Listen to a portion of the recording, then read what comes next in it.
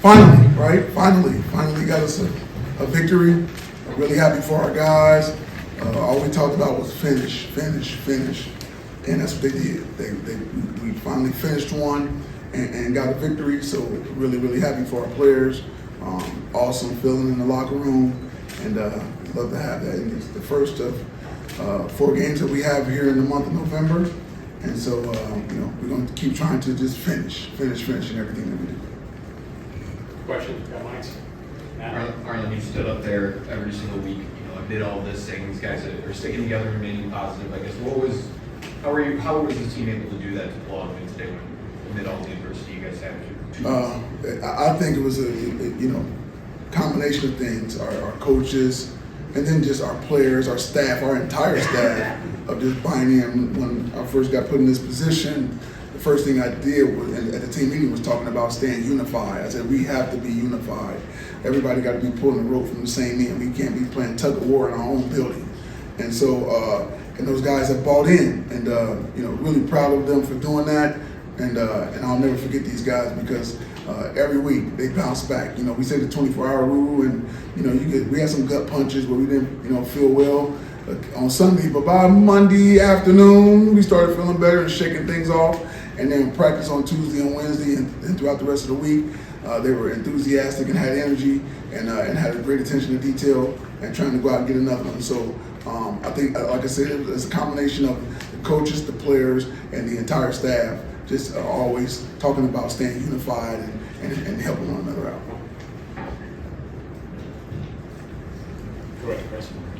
I'm wondering about the quarterback situation. Obviously, Caton had the touchdown early, but a lot of inefficiency, a lot of stalled drives there, particularly when you needed to run the clock out. Do you revisit that again? And I guess what was your assessment of how those two did, particularly Sam and his limited option? Well, I thought they did well. I thought Caton actually stepped up. No turnovers, right? No turnovers. He runs the offense. He understands the offense, and the plan that we had for today is what we executed. It was for. Of course, I didn't tell you all this during the week, but I knew this. I knew they both were going to play, but the plan was every third series of a half. That's when we're going to put Sam in. So it was 1-2, Sam was in, and then second half 1-2, Sam was in, and that was it. And we said, regardless of how they were playing. Now, obviously, if it got down to the point where we need to say, hey, we need to go back and put them back in for whatever reason, we could have done that. But we just stuck to the plan, and it worked out for us today. Coach, obviously you used both Hauser and Levitt today. What have you seen from Sam Levitt as a true freshman that instills that trust from you to him for lead this offense at such a young age? Well, like I said, I say every time I bring up Sam, y'all should get tired of me saying it. And I think some of you guys have met him now, but he's very, very confident. On the border of cocky, but he's not cocky. He's very, very confident, and I love that about him. Just like I say, I love the competitors. And he's a competitor too, but I always bring up a competitor in Caton. But that's so when you see him go out there and he's confident, he make you feel confident. You know what I mean? And that's what confident people do. And so that's what we've seen in Sam since he's been here, and I think you guys are seeing it as well when he's on the field. Jack. It wasn't 76-14, but given everything that's happened, was this senior day even better than yours? Oh yeah, absolutely it was. I mean, because like I said, there was no drama. Not that you want drama on senior day, but yeah, it was better. It was because I wasn't out there playing and giving up a touchdown. I told you I gave one of those touchdowns was on me, so I was mad about that. But it was better. 76-14 is different than 20-17. Crunch time, first win. So, but a great feeling. When they scored to make it 20-17, got the ball back, another penalty, and do you think, oh no, this cannot happen again? Can't think like that. So I went into finish mode. I just kept saying finish, no matter what, finish. And because that's what the young men going to do. They're looking at us, I'm saying us coaches, the leaders, me, of the team. What direction he gonna go? And all they kept getting from me was finish. I can't put my head down and there we are. Here we go again type deal. So finish was the word of the day. what were you guys able to do just defensively to be so effective? And I know Nebraska's a high turnover team, but Jaden had interception, 7 tackles. Just what do you think of him today too? Well, our defense has been playing fairly well, I think, over the last several weeks. I mean, we had the game against the team down the road, but other than that, I think we've been playing fairly well. They understand what to do. Coach Hazelton and the staff do a great job of game planning and understanding how the team is trying to attack us, and our guys go out and execute. So I think, this is another product of them just playing better overall over the last several weeks. Graham?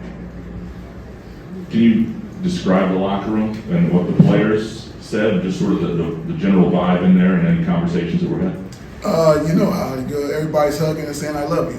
I mean, they're hugging you and then dancing and all that kind of stuff. So it was great. I like you would anticipate a locker room to be. I know it was only the first win and one win, and we understand we have another game to play, but it was something to celebrate for our guys with all this adversity that we've been going through throughout the course of the season. So, it was very joyful. That's what I say. Harlon, I know you said finish is what you were thinking, but when Nebraska fumbles, they get it and they have to scramble for that last second Hail Mary. What were you thinking about? What was going through your mind? Get the ball.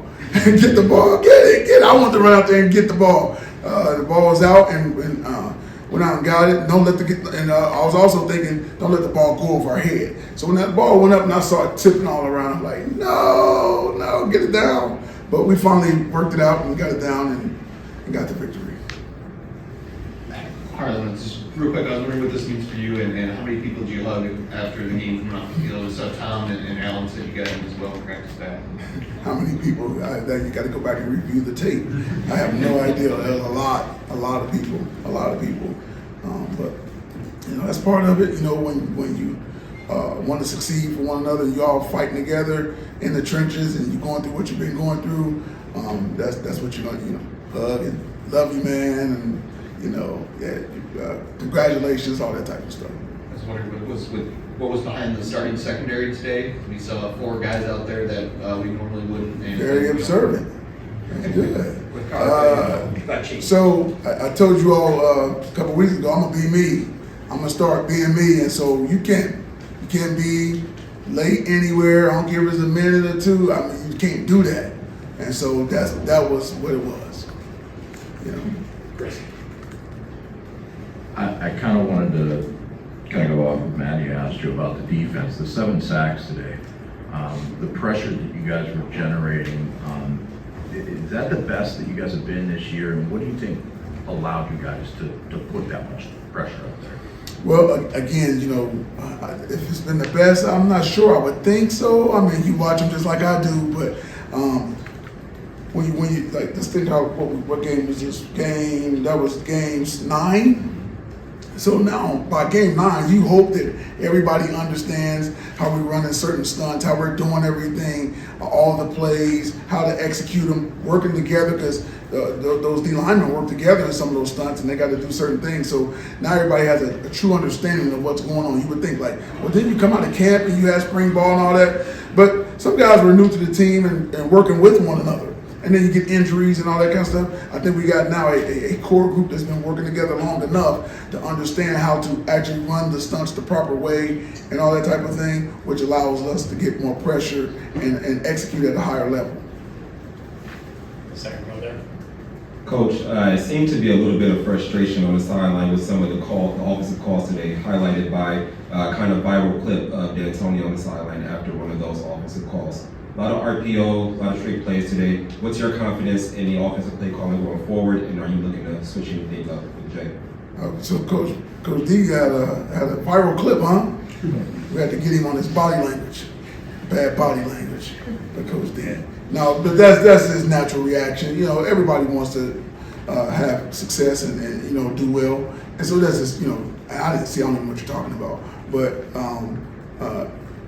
this is natural reaction. Like when you're at home watching the game, he wants to win just like everybody else. It's not about that's a bad call. What we're really thinking is more. I just want to see our guys succeed. I want to win. I want us to win, and so it's more about that.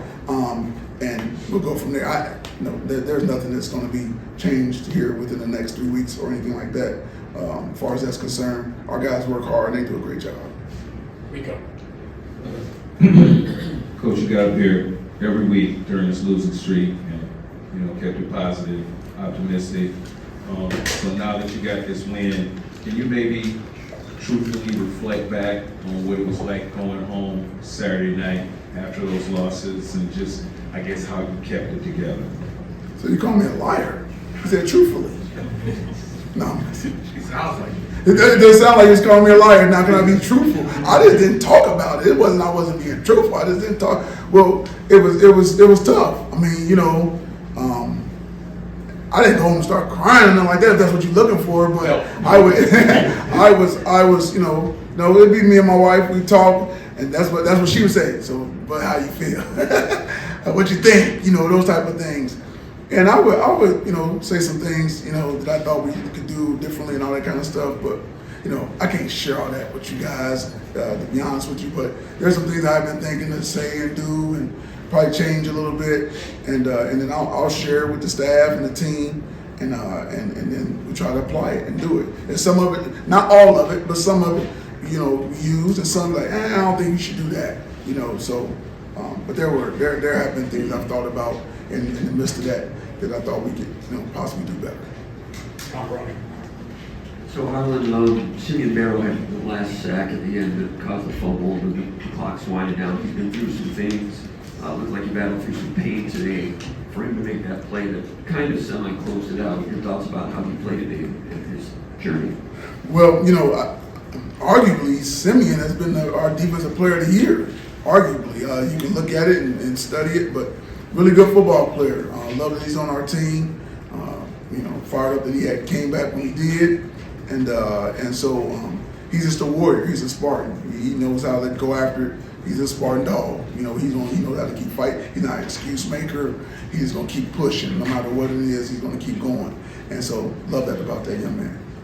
Take two more, Jack and Chris, to wrap. H, with all the things that Alante Brown has been through from the opening kickoff return of the year to now, when did you know that you were going to use that pass? What did you think when it was completed, and his reaction after the game against his old team? It was great. I mean, he was saying, Coach, we cannot lose to these guys. We cannot lose to these guys because they're going to be talking crazy to me. And so now I guess he's talking crazy to them, I'm sure, right now, texting and all that kind of stuff. But he's a really good athlete, and for you guys to know his story, at one point in time he was committed here to Coach D, and then end up, long story short, going to Nebraska.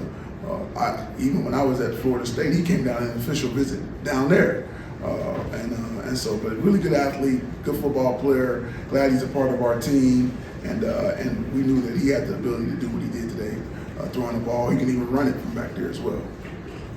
Chris, last one. That actually, Jack, somewhat stole my question, but I'm wondering, moving forward, depending on, obviously Sam's at 4 games, he could decide not to play. Is Alante an option as an emergency quarterback for you guys? Great question. We haven't talked about that. That's something we have to talk about this week. We knew, like you said, Sam, has 4 games in, so we just have to look at it moving forward, how we want to do it. But we'll make the best decision that's good for the team, for the best for the team, and so will the players. And so we'll see how that goes as we push through this next week or so. All right, thanks, guys. Thank you. Thanks, Al. All right, we'll bring players around the room, so.